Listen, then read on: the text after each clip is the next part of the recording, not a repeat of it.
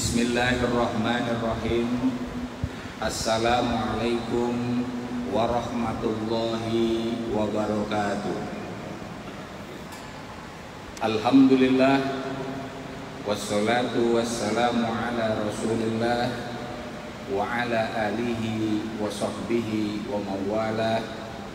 La haula wa la quwwata illa billah. Rabbi shrah li sadri wa yassir li amri wahlul 'uqdatam min lisani yafqahu qawli, amma ba'd. Jamaah Masjid Istiqlal yang saya muliakan, seluruh pengurus Masjid Istiqlal yang saya hormati, dan para pemirsa Masjid Istiqlal TV rahimakumullah. Pada sore ini kita kembali bersama-sama mempelajari kitab filsafat Islam. Dalam hal ini yang kita pelajari adalah karya Abbas Mahmud Al-Aqad yang berjudul Al-Falsafah Al-Qur'aniyah, filsafat Quran. Di kesempatan ini kita akan membahas halaman 21, temanya tentang makna etika kuat. Bismillahirrahmanirrahim. Qala al-mu'allifu rahimahullahu ta'ala wa nafa'ana bihi bi ulumihi bid dharaini amin ya rabbal alamin. Walakin ma hiyal akhlaqul qawiyah. Tapi apa yang dimaksud dengan etika kuat? Tanya Aqad. Hal hiya ayyaf'alal qawiyyu ma yasha? Apakah etika kuat berarti orang yang kuat itu bisa bertindak semaunya? Li'annahu qadirun ala ayyaf'alahu, karena orang kuat itu mampu untuk melakukannya. Wa li'anna ad-du'afa ajizuna an saddihi wal wuqufi fi sabili, dan karena orang-orang lemah tidak mampu untuk menghalanginya dan menghentikan jalannya. Ini tinjauan pertama yang disampaikan Aqad terhadap konsep etika kuat. Tempo hari disebutkan bahwa Nietzsche itu mendorong kita untuk memiliki etika yang kuat. Nah, dipertanyakan, apakah etika kuat berarti orang yang kuat bisa atau boleh melakukan apapun semaunya? Tentu saja secara intuitif kita akan menjawab bukan, ya. Karena kalau etika kuat berarti yang kuat melakukan apapun semaunya, maka yang akan terjadi bukan tindakan yang etis pasti, tapi sewenang-wenangan, penindasan pada pihak yang lemah. Tentu saja ini clear. Wa hal kullu ma yaf'aluhul aqwiya khuluqun hamidun mahbubun? Apakah semua hal yang dilakukan oleh orang-orang kuat itu merupakan perilaku mulia yang disukai? Nietzsche menyatakan bahwa kita seharusnya memiliki etika kuat. Ditanyakan oleh Al-Aqad, apakah dengan demikian etika kuat atau etikanya orang yang kuat itu dengan demikian perilakunya orang yang kuat itu pasti baik? Secara intuitif juga kita akan menjawab belum tentu, ya. Apakah orang kuat itu perilakunya pasti selalu baik? Belum tentu. Wa idza qulna, apabila kita mengatakan inna akhlaqal quwwati hiya akhlaqul qawi amama dhu'afa.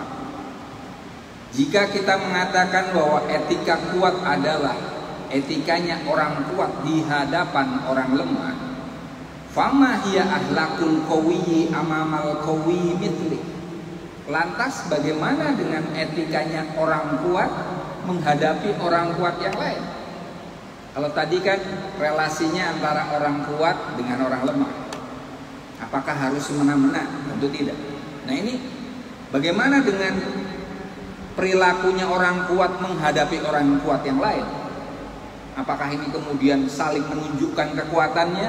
Kalau iya, maka yang akan muncul adalah peperangan. Seperti di Eropa, karena Hitler terinspirasi oleh Nietzsche, maka kemudian yang muncul dari perilaku Hitler adalah menjadi kuat dan menindas orang-orang yang lemah. Saat itu adalah orang-orang Yahudi, maka muncul Holocaust. Kemudian lebih dari itu adalah berusaha untuk mengalahkan negara-negara Eropa lain. Artinya oleh Hitler, etika kuat itu menjadikannya penindas di satu sisi dan tukang perang di sisi yang lain. Tentu saja ini menjadi pertanyaan besar, apakah etika kuat semacam itu? Wama huwa dhabit, apa standar alladzi yaj'alu lil qawiyyi amalan yaliqu bihi, yang menjadikan tindakan orang kuat itu pantas baginya, wa amalan akhar la yaliq, dan tindakan orang lain tidak pantas. Apa ukurannya? Katanya etika kuat itu dianjurkan. Terus ukurannya bahwa tindakan orang yang kuat itu lebih baik daripada orang lemah. Apa standarnya? Nah, ini model-model pertanyaan filosofis semacam itu. Jadi ada orang menyatakan sesuatu, filsuf sekalipun, itu akan dicecar oleh pertanyaan-pertanyaan yang kritis, menumpuk sampai ke relung-relung terdalamnya. Nah, di sini Abbas Mahmud Akkad, pengarang buku Falsafah Qur'aniyah, ini mengutip pernyataan Hobbes. Qadiman dulu, fassara Hobbes al-filosof al-Injilizi kulla khuluqin hamidin bi annahu quwwah, bi annahu quwwatun aw dalilun ala quwwatin. Dulu Hobbes, filsuf Inggris, menafsirkan semua perilaku baik adalah perilaku kuat atau dalil tentang kekuatan. Nah, ini menarik. Bahwa menurut Hobbes itu salah satu filsuf di Britania Raya, itu menyatakan menurut Akkad ini bahwa semua perilaku yang baik itu adalah kekuatan dan menunjukkan bahwa orang yang berperilaku baik adalah orang yang kuat. Apa contohnya? Fasobru kuwat, kesabaran adalah kekuatan. Li'anna dha'ifa yajza, karena orang yang lemah banyak berkeluh kesah. Wala yaqwa ala sabri wal ihtimali, orang lemah tidak kuat untuk bersabar dan menanggung beban. Betul ya? Hanya orang yang kuat yang mampu bersabar. Kalau orang cemen itu banyak ngeluh pasti. Dikit-dikit ngeluh, dikit-dikit ngeluh, itu pasti orang lemah. Kalau orang kuat, maka dia akan berusaha kuat untuk tidak banyak mengeluh. Kalaupun mengeluh, idealnya ke siapa? Ke Allah. Benar. Kita kalau ngeluhnya, apalagi kita laki-laki ya, biasanya kalau ngeluh ke temen, itu malah dicengin biasanya. Gitu aja lo ngeluh gitu. Pasti malu kita. Laki-laki biasanya jarang kita ngeluh. Nah, ke siapa kita layak untuk mengeluh? Sebenarnya hanya ke Allah. Karena begini teman-teman, saudara-saudara semua, bapak-bapak, ibu semua, la yukallifullahu nafsan illa wus'aha.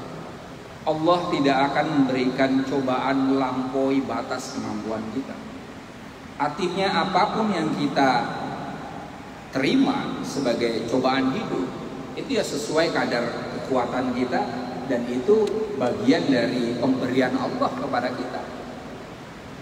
Nah, kalau apapun yang kita terima ini sebenarnya adalah anugerah atau cobaan dari Allah, ya kita ngeluhnya ke siapa lagi kalau tidak kepada Allah. Ada satu pernyataan bahwa kalau kita ngeluh ke orang lain, itu Allah marah. Jadi kamu coba kayak gini kok ngeluh ke orang lain gitu. Seharusnya kita kalaupun ngeluh, kalau perlu ngeluh hanya kepada Allah. Jadi tadi tak sepatutnya kita mengeluh kalaupun mengeluh pada Allah. Karena Allah lah yang nanti akan menjawab. Dan doa terakhir, bukan doa lagi sebenarnya. Kekuatan terakhir manusia itu bukan lagi doa nanti, tapi pasrah. Ya. Maka saya sering ngajarin ke mahasiswa, keluarga, dan orang-orang yang saya kenal dan ngeluh misalnya, dia mengeluhkan apa penyakit atau apapun. Terakhir saya tidak menyuruh dia untuk berdoa. Kenapa? Karena kalau doa itu pada titik tertentu kita masih mendikte Allah. Nyuruh Allah ini, minta Allah itu gak usah. Cukup saja hasbunallah wa ni'mal wakil, ni'mal maula wa ni'man nasir, wala haula wala quwata illa billahil aliyil azim. Cukup bagiku Allah sebagai penolong, dan tiada kekuatan kecuali kekuatan Allah. Kita pasrah bongkoan pada Allah ketika menghadapi persoalan yang sudah orang lain pun cuma bilang sabar ya. Tapi yakinlah, di kondisi semacam itu justru Allah akan membantu kita. Dan di saat itulah justru kita mendapatkan kekuatan yang luar biasa. Ini bukan hanya terjadi pada kita orang biasa. Para nabi pun juga melakukan hal yang sama. Nabi Musa ketika galau-galaunya menghadapi pasukan Ramses II, Fir'aun Ramses II yang mau menyerbunya, tiba-tiba beliau ya pasrah saja. Lantas kemudian disuruh untuk memukulkan tongkatnya ke laut, maka kemudian diberikan jalan oleh Allah. Begitu juga Nabi Muhammad dan nabi-nabi yang lain, rata-rata setelah mentok dan hanya kepada Allah berkeluh kesahnya, maka jawaban atas persoalannya akan diselesaikan. Nah tadi, orang sabar itu adalah orang yang kuat, sementara orang yang banyak ngeluh adalah orang yang cemen. Wal karamu kuat, kedermawanan adalah kekuatan. Li'annal karima, karena orang yang dermawan, yatiku min kudratihi alal badli, dia yakin dan percaya atas kemampuannya untuk berkorban. Wa yu'ti man huwa muhtajun ila ata'ihi wa huwa dha'if, dan dia memberikan kepada orang yang membutuhkan pemberian, sementara orang tadi adalah orang yang lemah. Dermawan, orang yang sangat mudah untuk memberi, itu adalah orang yang kuat. Kalau Anda pelit, itu sebenarnya kalau kita pelit itu kita cemen, lemah. Kenapa? Orang pelit itu nggak yakin kemampuan dirinya untuk bisa mendapatkan uang atau harta yang sama di kemudian hari. Seolah-olah hartanya cuma itu saja sehingga sayang. Sementara orang yang dermawan itu dia yakin bahwa Allah senantiasa akan memberiku rezeki dan aku mampu untuk menghadirkan rezeki lagi, dan pemberianku ini tidak akan menjadikanku miskin. Artinya orang yang dermawan itu adalah orang yang kuat. Kedermawanan adalah kekuatan. Kedermawanan adalah etika kuat. Sebagaimana tadi, kesabaran adalah etika kuat. Wasyaja'atu quwwat, keberanian jelas adalah kekuatan.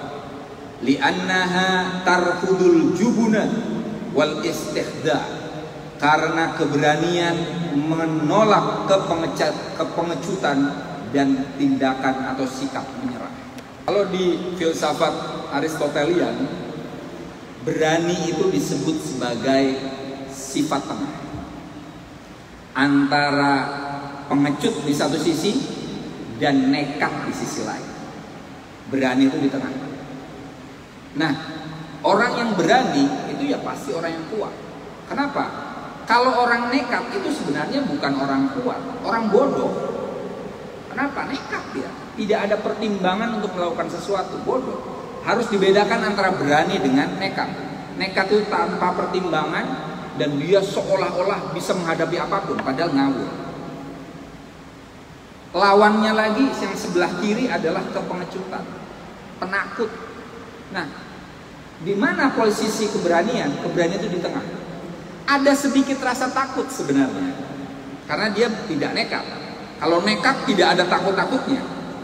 Orang berani itu masih ada sedikit, separuh di dalam sifat itu adalah takut, separuh laginya adalah nekat, maju dia. Artinya ada pertimbangan di dalamnya. Saya sering mencontohkan dalam hal ini kalau ngomong ke santri-santri saya, bahwa berani itu contohnya kalau kita mau ujian saja. Kalau nekat itu masuk aja ke ujian. Tidak ada belajar, tidak ada persiapan, masuk aja. Kalau di sekolah umum mungkin ngitung kancing nanti, ABC masalahnya. Itu nekat. Sementara yang takut adalah orang yang nggak berani. Nanti aku gagal. Yang nekat bisa nyusruk, yang takut tadi juga tidak akan bisa apapun. Nah, yang berani itu apa? Dia berusaha untuk belajar menguasai apa yang harus dikuasai dan akan diujikan. Lantas selebihnya apa? Ya udah, terima hasilnya. Karena kita tidak bisa memastikan hasil akhir apapun yang kita lakukan. Nah, berani itu di situ. Orang yang berani itu berarti dia orang yang kuat. Kenapa? Dia bisa melawan kepengecutannya, dia melawan ketakutannya di satu sisi, tapi dia juga tidak gegabah, nekat. Dia tetap punya pertimbangan, perhitungan, sehingga yang dilakukan itu terukur. Keberanian adalah kekuatan dan bagian dari etika kuat. Wal adlu kuat. Keadilan juga adalah kekuatan. Li'annahu, karena keadilan itu adalah ghalbatul insanil adili ala nawazi'i tam'ihi. Karena orang yang adil adalah orang yang mengalahkan tendensi ketamaannya, wadawafi'ahu hawahu, dan dorongan-dorongan syahwatnya. Adil itu istilah lainnya adalah imparsial. Imparsial itu kondisi menengah, ya, seimbang. Lawannya adalah bias. Tadi pada dasarnya kita punya nafsu, punya syahwat, punya tendensi untuk condong pada satu hal daripada hal yang lain. Nah, ketika kita adil, itu kita berarti melawan tendensi di diri kita, melawan syahwat kita. Contoh paling konkret tentang keadilan yang mana itu bukti dari keberanian adalah pernyataan Nabi Muhammad. Beliau bilang apa? Laukanat Fatimah bintu Muhammadin syariqah laqata'tu yadah. Seandainya Fatimah putriku mencuri, maka akan aku potong tangannya. Artinya apa? Nabi Muhammad siap berlaku adil dan siap untuk menghukum putri tercintanya sekalipun seandainya dia melanggar. Secara naluri, secara syahwati, biasanya kan seorang bapak pasti sayang pada anaknya, apalagi anak perempuan, pasti sayang sekali.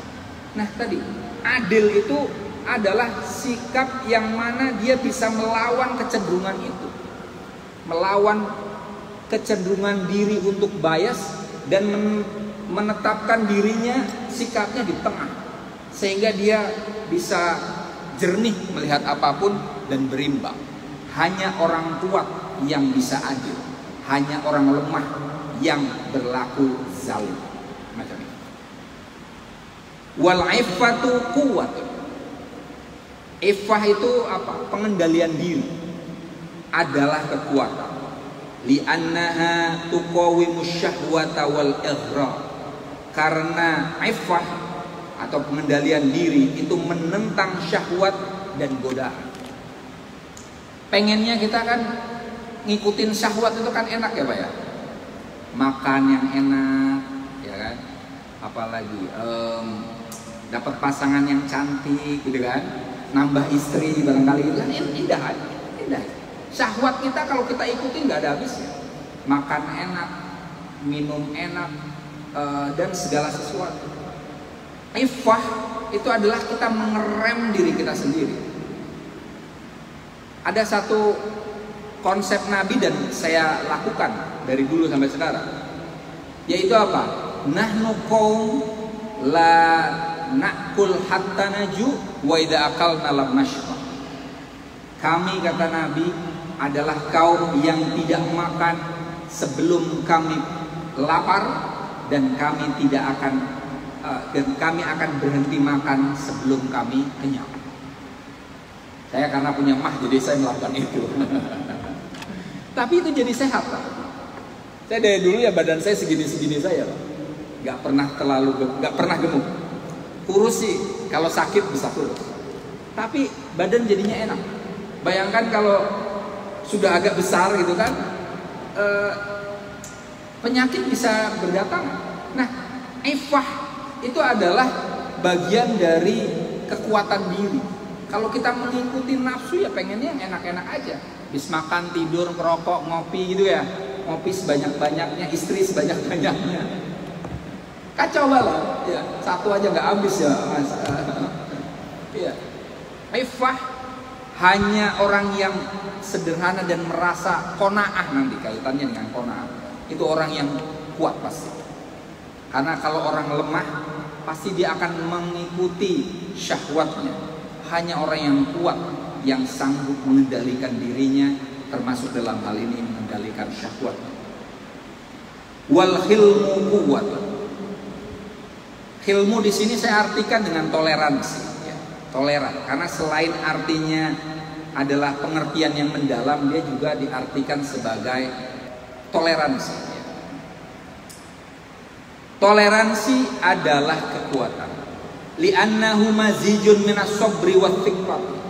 Karena toleransi itu campuran dari kesabaran dan keyakinan. Waqad yang tawi ala syai'in minat tarafuq wal ihtifaf bil masyi. Dan ia kadang berisi sikap merendahkan atau meremehkan keburukan. Orang yang toleran itu pasti orang yang kuat. Kenapa? Karena toleransi mengandaikan kita menerima perbedaan, menerima yang lain, orang yang beda dengan kita. Pada dasarnya kalau kita pengennya semua orang seragam, itu sebenarnya cemen. Karena kita akan memaksakan orang lain seperti kita. Nyatanya kan tidak. Agama di Indonesia ada banyak. Aliran di Indonesia, aliran agama Islam pun banyak. Kalau Allah mau semua jadi satu kan? Walau sya'allahu la ja'alakum ummatan wahidah. Kalau Allah mau kita dijadikan satu. Mukanya kayak Pak Arif semuanya ganteng semacam itu misalnya. Tapi kan gak indah ya. Kalau kemudian kita sama semuanya, itu tidak menarik. Nah, Allah menguji kita. Walakin liyabluwakum fima atakum fastabiqul khairat. Allah sengaja menjadikan kita beragam supaya apa? Menguji kita dan menjadikan kita berlomba-lomba dalam kebaikan. Nah, orang yang siap menghadapi keragaman itu hanyalah orang yang kuat. Orang di Indonesia yang menerima Bhinneka Tunggal Ika adalah orang yang kuat. Kita umat Islam menerima untuk dihapusnya Piagam Jakarta, itu artinya kita kuat. Ya. Sila pertama ini tadi kan, ketuhanan yang Maha Esa dengan kewajiban menjalankan syariat Islam bagi pemeluknya, itu dihapus. Karena apa? Kalau itu ada, sebagian saudara-saudara kita se-Indonesia ada yang ingin keluar dari Indonesia. Kita terima itu saja. Pancasila itu lagi-lagi saya tempo hari bahas Pancasila, saya bahas Pancasila lagi. Itu bukti bahwa kita bangsa yang kuat. 5 sila ini mencerminkan 5 ideologi yang berbeda. Ada monoteisme, ini tentang yang pertama itu tentang ketuhanan, ya, monoteis. Yang kedua itu humanis, yang ketiga itu nasionalis, yang keempat itu cenderung liberalis, yang kelima itu sosialis. Ini secara ideologi lima-limanya itu berantem, tidak kompak. Di Indonesia disatukan, kemudian di bawahnya kalau di lambang Garuda Pancasila ada Bhinneka Tunggal Ika. Kita bangsa yang kuat, dan seharusnya bangsa yang kuat yang berpegangan dengan Pancasila dan Bhinneka Tunggal Ika itu. Ya. Kalau kita tidak toleran, justru itu menunjukkan kita lemah. Contoh misalnya gini, di Jakarta ini minimal tidak semua orang di bulan puasa itu puasa. Ada orang yang sakit, ada anak kecil, ada musafir, ada perempuan yang datang bulan. Karena itu ada warung-warung yang buka siang hari di bulan Ramadan. Haruskah kita sweeping? Kalau Anda ini mengganggu kekhusyuan saya puasa, cemen, artinya lemah. Puasanya itu masih tergoda dengan makanan. Justru kalau Anda kuat, puasa depannya orang makan, nyantai aja. Ada orang merokok, kita nyantai aja gitu. Nah, itu malah kuat itu. Artinya orang yang toleran terima keragaman itu adalah suatu bentuk kekuatan. Selanjutnya warahmatu quwwatun. Kasih sayang adalah kekuatan. Li'annaha, karena kasih sayang adalah inqadhu liman yastahiqqur rahmata, menyelamatkan orang yang berhak untuk dikasihi, minal mardo, dari orang sakit, awil azzati, atau orang yang lemah, awil sighari, atau dari orang kecil, al maukulina ila riayatil kibar, yang bersandar kepada perlindungan orang yang besar. Sayang, menunjukkan kasih sayang kan sepertinya lembut ya. Apakah kelembutan itu sebentuk kelemahan? Tidak. Justru orang yang penuh kasih adalah orang yang sangat kuat. Dia melihat siapapun apapun bi'ainir rahmah, dengan kacamata kasih sayang. Contoh misalnya begini, ada syariatnya Nabi Isa di Matius 5 ayat 39 itu dia berkata begini, jika engkau ditampar pipi kanan, maka berilah pipi kiri. Nabi Isa mengatakan hal itu menunjukkan bahwa beliau sangat kuat sekali. Kalau misalnya orang melakukan kebaikan, kita balas dengan kebaikan, kemudian orang jahat kita balas dengan kejahatan, itu biasa. Lu jual, gue beli, gitu ya orang Betawi. Itu cemen nih. Tapi kalau orang nantangin kita, kemudian kita menenangkan dia, dan kemudian ingin menjadikan dia itu malah tenang, damai, dan bisa kita ngobrol bersama, itu jauh lebih kuat. Ada satu pernyataan ini, laisa syadidu bisur'ati. Orang kuat itu bukan dengan cara bergulat mengalahkan orang lain dalam pertempuran. Innamasyadidul ladzi yamliku nafsahu indal ghadab. Sungguhnya orang yang kuat adalah orang yang bisa menahan diri ketika dia marah. Artinya bahwa kalau orang melampiaskan amarahnya seolah-olah dia bisa ngalahin musuhnya, itu sebenarnya lemah sekali. Kenapa? Karena dia tidak bisa mengendalikan dirinya. Justru ketika orang bisa mengendalikan amarahnya, mengendalikan nafsunya seperti yang saya sebutkan, mengendalikan keluh kesahnya, keinginannya untuk mengeluh, dan justru menebarkan kasih sayang, itu adalah orang yang kuat. Terakhir nih, waqis ala dalika kulla khuluqin hamid tufassiruhu ala hadan nahwi min tafsir. Dan kiaskanlah dengan demikian semua perilaku mulia yang Anda tafsirkan dengan penafsiran semacam itu. Artinya ini sebagai kesimpulan, Etika yang kuat bukanlah etika orang yang kuat dan semena-mena terhadap orang yang lemah. Etika yang kuat bukanlah etikanya orang yang kuat yang ingin mengalahkan orang kuat yang lainnya. Etika yang kuat bukanlah kesenang-wenangan, justru sebaliknya. Etika kuat adalah akhlak yang mulia, yang dengan kita menjalankan perilaku baik itu, kita justru menunjukkan diri kita penuh kekuatan. Itu saja yang bisa saya sampaikan di sore ini, karena waktunya hanya setengah jam. Kurang lebihnya mohon maaf. Saya Zainul Ma'arif selaku pengampu kajian kitab filsafat Islam di Masjid Istiqlal ini memohon maaf atas segala kekurangan saya. Wallahul muwaffiq ila aqwamit thoriq. Wassalamualaikum warahmatullahi wabarakatuh.